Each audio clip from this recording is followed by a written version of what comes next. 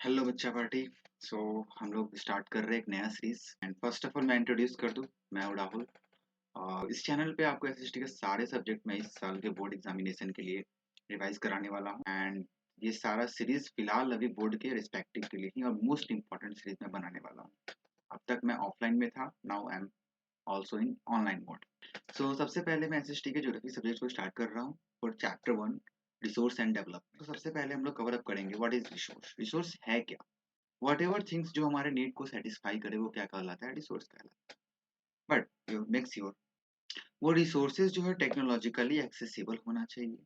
It means जो हम लोग रिसोर्सेज गैदर करेंगे वो टेक्नोलॉजिकली हम लोग कैपेबल होने चाहिए वो रिसोर्सेज को यूज करने के लिए। ऐसा ना हो कि वो रिसोर्सेज हमारे पास हो बट उसको हम लोग यूज करने के पास टेक्नोलॉजी ही ना, तो वो वर्थ इट नहीं होगा।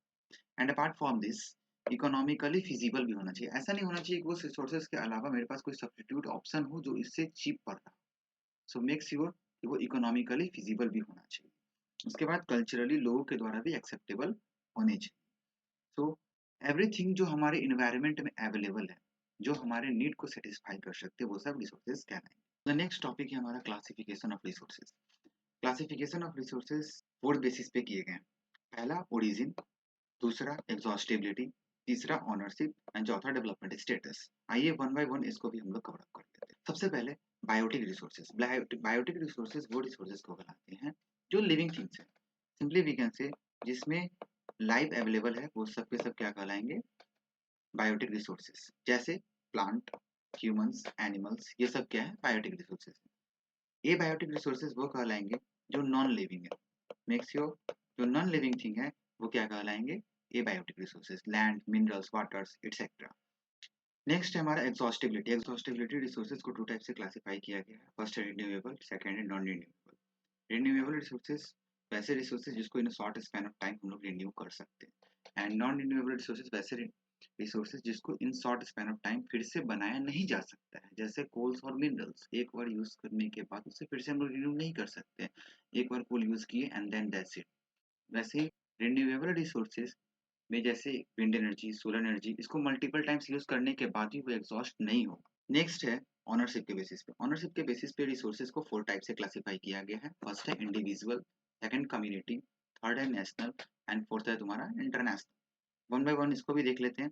इंडिविजुअल वैसे रिसोर्सेज जिसका ऑनरशिप हमारे पास हो, सिर्फ एक इंडिविजुअल के पास ऑनरशिप होना चाहिए। जैसे हमारा अपना घर, फोन, बाइक, पर्सनल बाइक, ये सब चीजें हैं इसके ऑनरशिप हम लोग एक इंडिविजुअल पर्सन हो।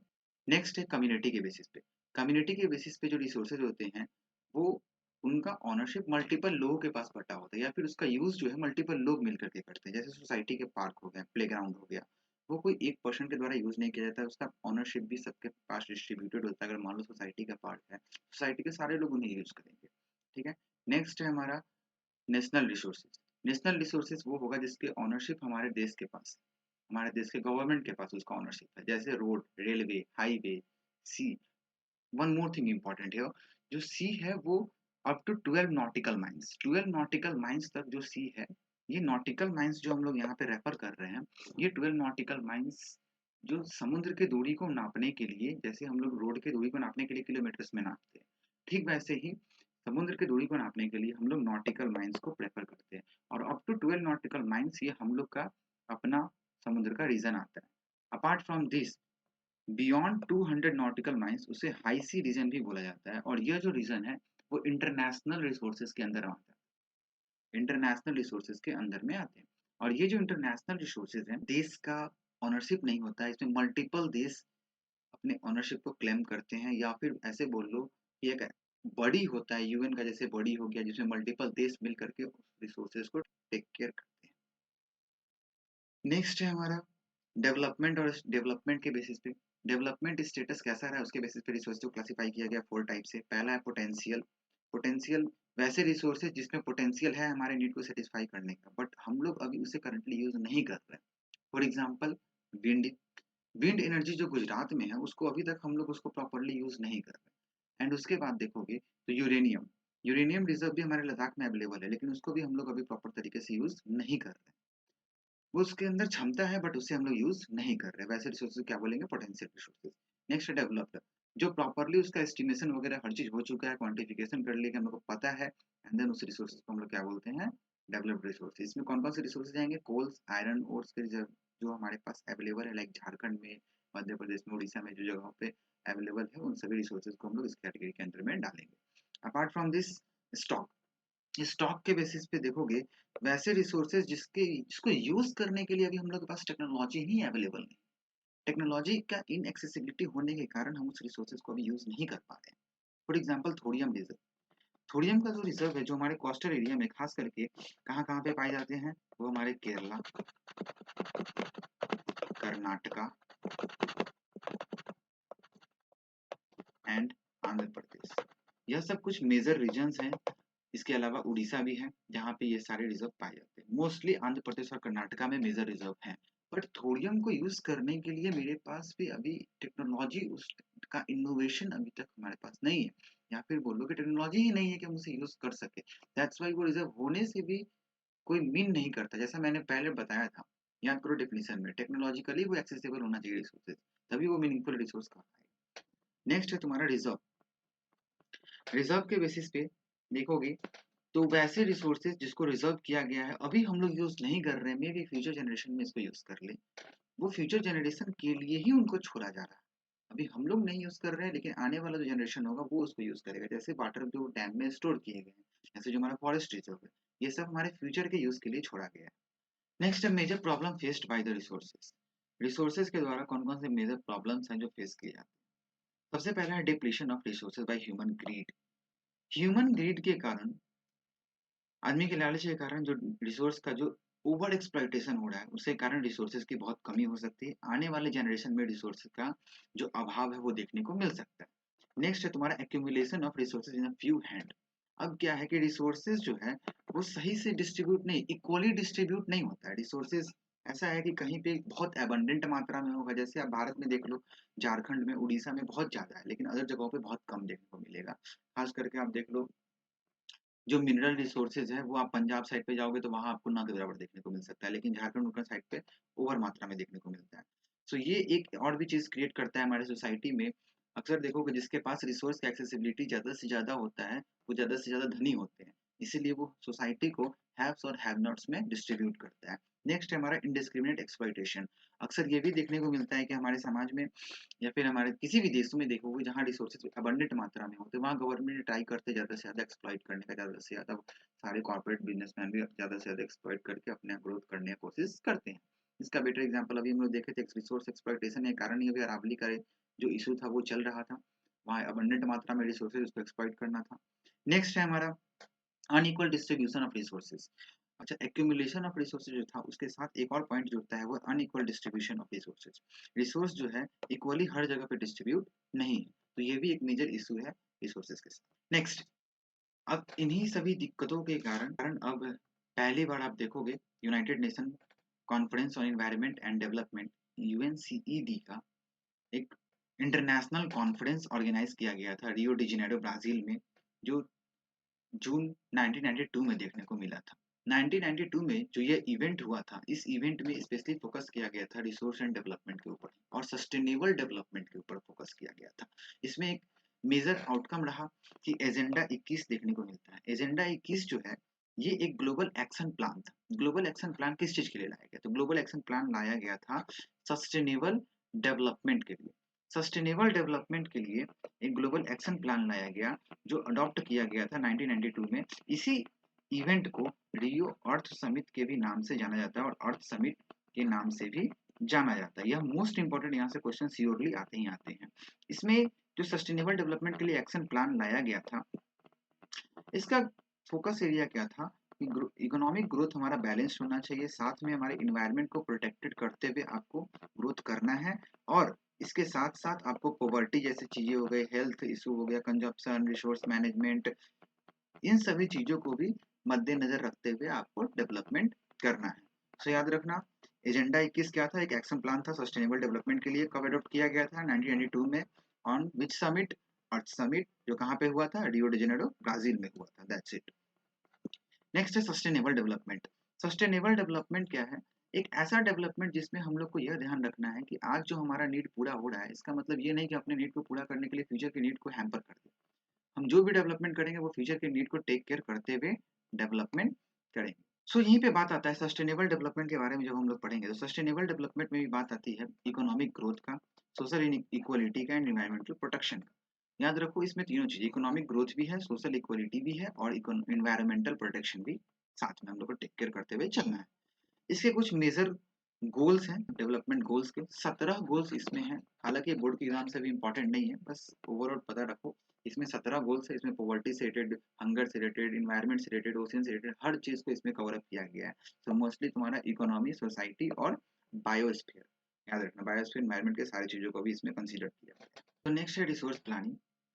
रिसोर्स प्लानिंग के 3 स्टेप है।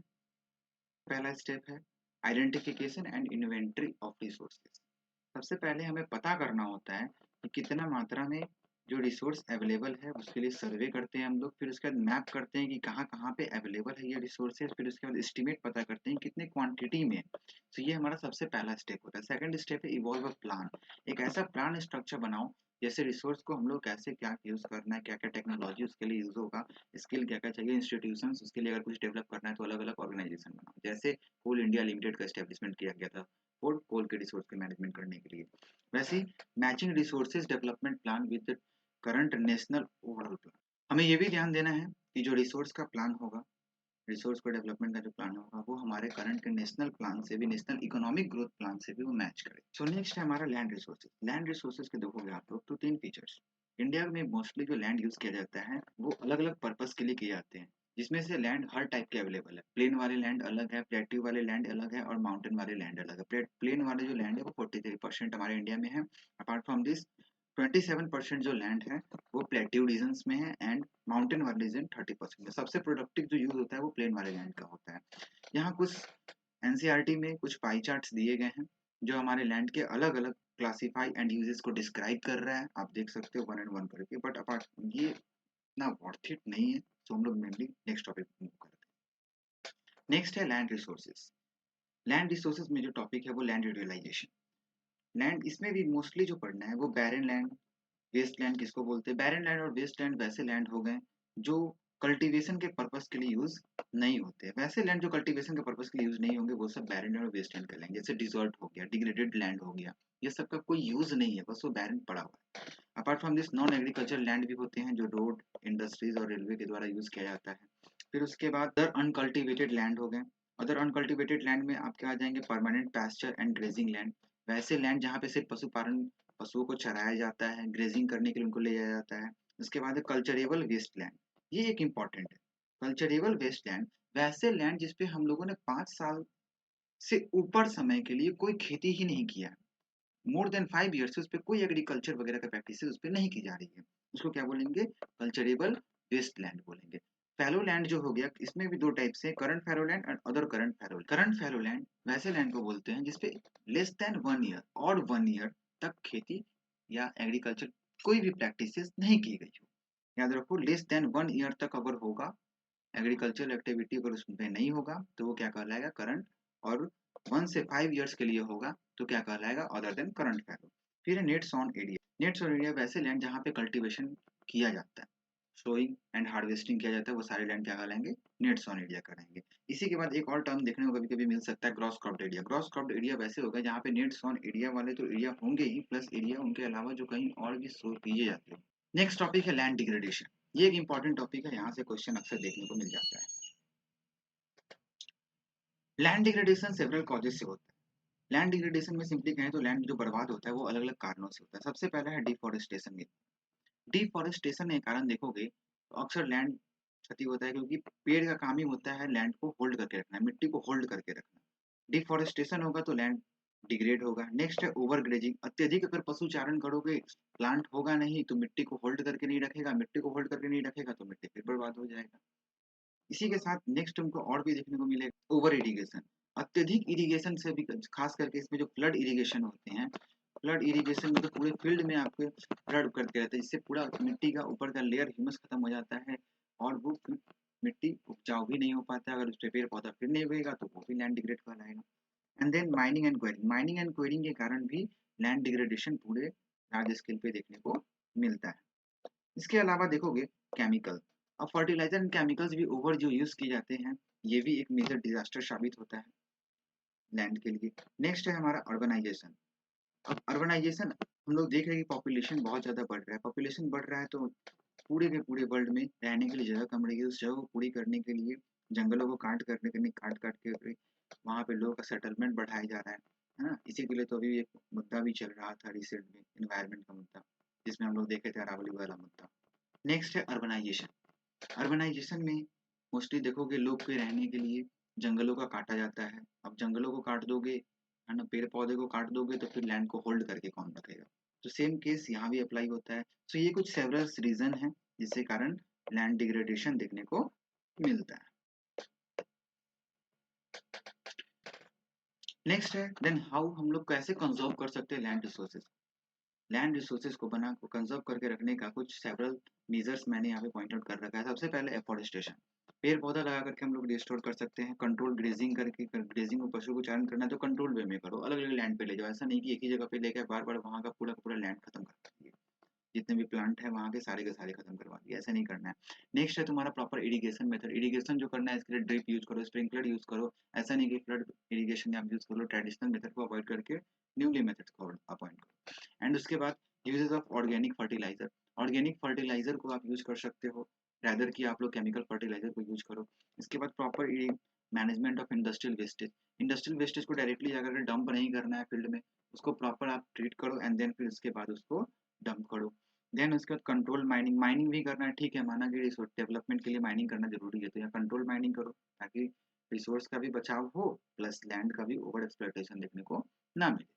And then reclamation of waste land. खास करके याद है, जस्ट मैंने बोला था वेस्ट लैंड और बैरन लैंड जो होते हैं उनको हम लोग रिक्लेमिंग कर रहे हैं, यानी रिस्टोर करें। उसके अलग अलग मेथड के जरिए धीमे धीमे उसमें अलग अलग न्यूली डेवलप्ड टेक्नोलॉजी को यूज करके, फर्टिलाइजर को यूज करके, मैन्योर को यूज करके ऑर्गेनिक तरीकों से भी उनको रिस्टोर किया जाए ताकि उससे भी हम लोग एग्रीकल्चर प्रोडक्टिविटी या एग्रीकल्चर क्रॉप कर सकें। नेक्स्ट टॉपिक है हमारा सॉइल।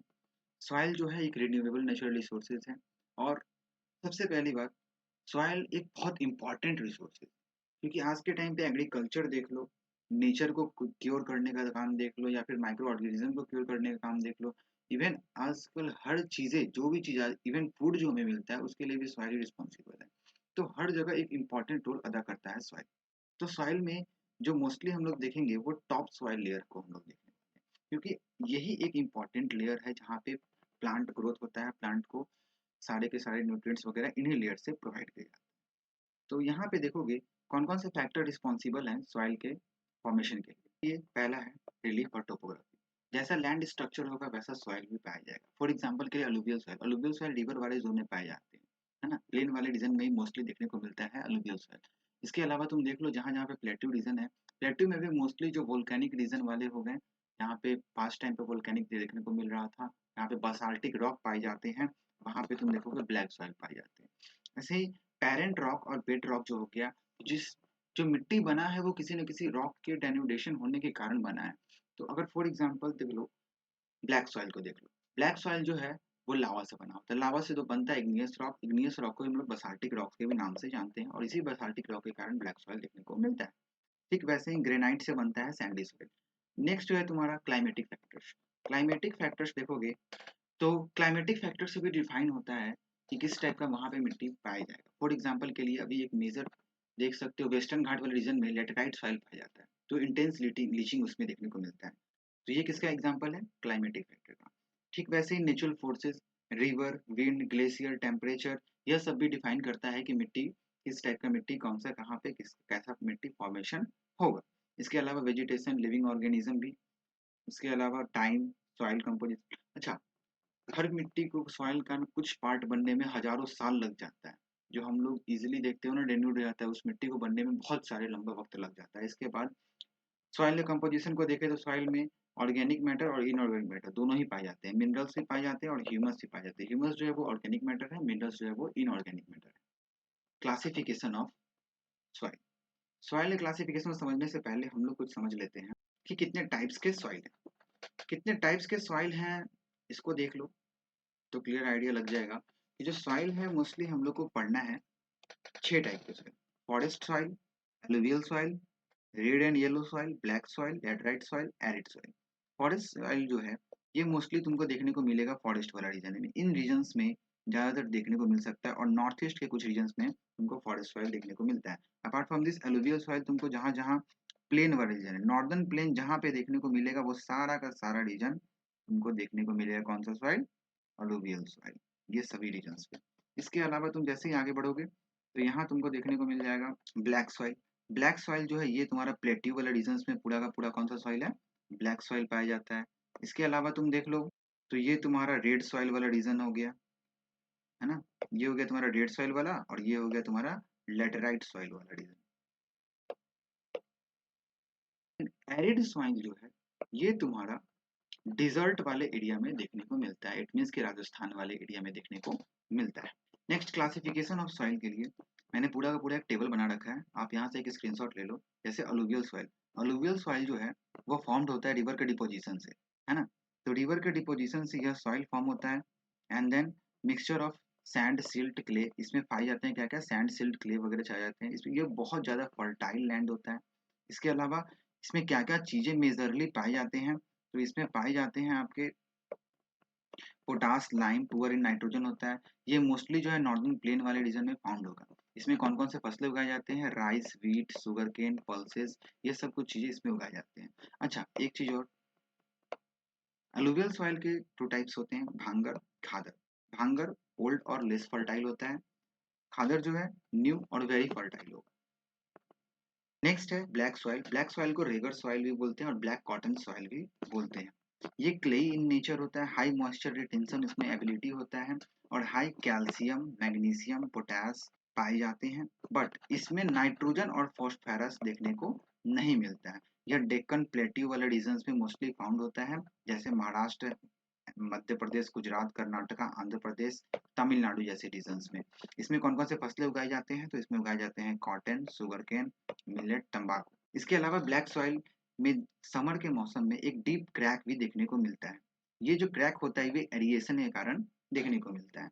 सो याद रखना ये कुछ स्पेशल फीचर्स हैं जो अक्सर देखने को मिलता है, एमसीक्यू में फ्रेम किए जाते हैं। और मोस्ट इंपॉर्टेंट सॉइल जो है वो एलुवियल एंड ब्लैक सॉइल है यहाँ से, और एक तीसरा लेटराइट सॉइल। इससे रिपीटेडली सीबीएसई ने मल्टीपल टाइम्स क्वेश्चन पूछा है।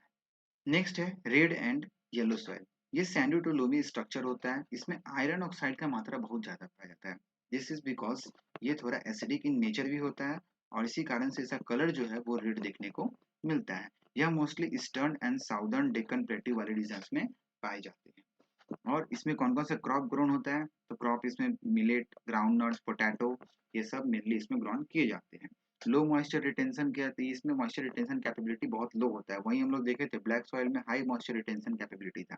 और इसमें रेड सॉइल में एग्रीकल्चर एक्टिविटी करने के लिए आपको अलग से इरिगेशन और फर्टिलाइजर की यूजेस करना पड़ेगा। लेटेराइट सॉइल जो है ये फॉर्म होता है इंटेंस लीचिंग के कारण, इंटेंस लीचिंग बैक्टीरिया और माइक्रो ऑर्गेनिज्म के द्वारा फॉर्मेशन होता है। Intense leaching bacteria and micro organism के द्वारा किया जाता है। ये थोड़ा एसिडिक इन नेचर होता है, पुअर इन न्यूट्रिएंट्स होता है, बट ये रेडिश ब्राउन कलर का सॉइल होता है। यह मोस्टली वेस्टर्न घाट वाले रीजन में पाए जाते हैं, और ईस्टर्न घाट में भी देखने को मिलता है, और नॉर्थ ईस्ट वाले कुछ रीजन में देखने को मिलता है। ऐसा इसलिए इन सब रीजन में पाए जा रहे हैं क्योंकि यहाँ पे जो नमी है वो बहुत ज्यादा होता है, और जहाँ नमी ज्यादा होगा वहीं बैक्टीरिया और फंगस और माइक्रो ऑर्गेनिज्म सब ज्यादा से ज्यादा डेवलप करेंगे, जो इस इंटेंस लीचिंग को प्रोसेस को करेंगे। एंड देन इसमें कौन कौन से फसलें उगाए जाते हैं क्रॉप्स, इसमें T, coffee, cashew, rubber, coconut, ये सब कुछ क्रॉप्स इसमें उगाए जाते हैं। इसमें भी आयरन का मात्रा ज़्यादा होता है, एल्यूमिनियम का मात्रा ज़्यादा होता है, बट इसमें एक डिमेरिट है, यह इरोजन के प्रति बहुत ज़्यादा एक्टिव है, बहुत ज़्यादा इसमें इरोजन जैसी चीज़ें देखने को मिलती है। इरोजन अभी हम लोग आगे कवर अप करेंगे। नेक्स्ट है एरिड सॉइल और डिजर्ट सॉइल। एरिड जो है ये भी सैंडी टू लोमी स्ट्रक्चर होता है, इसमें हाई साल्ट कंटेंट होता है, और लो ऑर्गेनिक मैटर और पुअर इन नाइट्रोजन होता है। ये मोस्टली राजस्थान, गुजरात, हरियाणा, पंजाब वाले रीजन में पाए जाते हैं। मोस्टली मैं कहूँ तो ये डिजर्टी रीजन में पाए जाते हैं। इसमें बाजरा, बार्ले, मिलेट जैसी चीजों को इसमें उगाया जाता है, और इसमें भी खेती करने के लिए प्रॉपर इरिगेशन चाहिए, तभी इसमें खेती किया जा सकता है। नेक्स्ट है हमारा फॉरेस्ट सॉइल। फॉरेस्ट सॉइल जो एसिडिक होता है, लो ह्यूमस होता है, इसमें भी देखोगे आप लोग कि ये पाया जाता है, अभी जैसे मैंने बताया हिमालयाज और वेस्टर्न घाट वाले रीजन में पाया जाएगा। टी, कॉफी, स्पीसीज, फ्रूट्स इसमें मेनली उगाए जाते हैं। फ्रूट्स में भी एप्पल, पियर और वॉलनट जैसी चीजें इसमें उगाई जाती है। फर्टाइल है in the lower valley, prone to the soil erosion. अब जो जो पहाड़ वाले रीजन में पाए जाएंगे वो सब सॉइल इरोजन के प्रति बहुत ज्यादा प्रोन होगा। जैसे लेटराइट सॉइल भी सॉइल इरोजन के प्रति बहुत ज्यादा प्रोन था। सो होप आपने इसका स्क्रीनशॉट ले लिया होगा। ये रिवीजन के लिए बेस्ट है। यहाँ से फिक्स है कि 1 नंबर का एमसीक्यू तो आना ही आना है इस टेबल से, तो क्यों ना आप इसे कर लो। सो नेक्स्ट है हमारा सॉइल इरोजन। सॉइल इरोजन भी एक मेजर टॉपिक है, इसको देख लेते हैं। सॉइल इरोजन सबसे पहले हम लोग बात करते हैं कि what is soil erosion. Soil erosion होता क्या है? सॉइल इरोजन उसे कहते हैं, उस इवेंट को कहते हैं जब सॉइल के अपर लेयर को, मैंने भी बताया था ना, सॉइल के जितने भी एक्टिविटी, जितने भी उसमें न्यूट्रिएंट्स वगैरह पाए जाते हैं, जो पौधे लगाए जाते हैं, वो सब के सब अपर लेयर पे होते हैं। और अपर लेयर खत्म होना ही सॉइल इरोजन कहलाता है। सॉइल इरोजन के मेनली 2 कॉजेज हैं। पहला एंथ्रोपोजेनिक, दूसरा नेचुरल फैक्टर्स। एंथ्रोपोजेनिक और नेचुरल फैक्टर्स। एंथ्रोपोजेनिक में सबसे पहले है डिफोरेस्टेशन। अच्छा, सॉइल इरोजन जो है वो मोर और लेस रिलेटेड है लैंड इरोजन, लैंड डिग्रेडेशन से। लैंड डिग्रेडेशन और सॉइल इरोजन ऑलमोस्ट सेम चीजों से होते हैं और उनको बचाने का भी तरीका सेम ही। जैसे देख लेते हैं, सॉइल इरोजन और लैंड डिग्रेडेशन दोनों ही डिफोरेस्टेशन के कारण हो रहे थे। ओवर ग्रेजिंग के कारण ये भी देखने को मिलता है, ओवर ग्रेजिंग के कारण वहां भी हो रहा था। और कंस्ट्रक्शन एंड माइनिंग के कारण यहाँ भी देखने को मिलता है कि सॉइल इरोजन होता है और लैंड डिग्रेडेशन वहाँ भी होता है। डिफेक्टिव फार्मिंग मेथड, अगर हम पुराने तरीकों को, मेथड को फार्मिंग यूज करेंगे, है ना, उस चीजों से भी देखने को मिलता है कि सॉइल इरोजन होता है। इसके अलावा विंड से, विंड इरोजन और ग्लेशियर से भी इरोजन होता है लैंड सॉइल का। एंड देन वाटर से भी इरोजन होता हुआ नजर आता है। अभी नेक्स्ट हम उसी को कवर करेंगे कि विंड इरोजन क्या होता है एंड वाटर इरोजन के द्वारा जो गलीज ये सब फॉर्मेशन होते हैं, सीट इरोजन क्या होते हैं, उसको देख लो। इसको कवर अप करने से पहले सबसे पहले कुछ चीजें देख लो। टाइप्स ऑफ साइड इरोजन में 4 टाइप्स मेनली हम लोग को पढ़ना है। सबसे पहला है सीट इरोजन, दूसरा है गली इरोजन, तीसरा है बैडलैंड और उसी को रवाइंस भी बोलते हैं, एंड चौथा है तुम्हारा विंड इरोजन। सबसे पहले हम देखते हैं सीट इरोजन। सीट इरोजन जो है वो लार्ज एरिया पे एक्सेसिव वाटर फ्लो होने के कारण जो top layer of the soil होता है वो वॉश अवे हो जाता है। तो इसी कारण जो है सीट इरोजन देखने को मिलता है, जैसे यहाँ पे आप पिक्चर में देख सकते हो, ये सीट इरोजन में कुछ शो है। एंड देन सिमिलरली नीचे भी हम, मैंने एक पिक्चर दे रखा है, after huge amount of water, जब एक्सेसिव अमाउंट ऑफ वाटर, जैसे बाढ़ आ जाए, बाढ़ आने के बाद अब देखोगे पूरा का पूरा upper layer of the soil wash away हो जाता है। तो ये सीट इरोजन देखने को इसी को।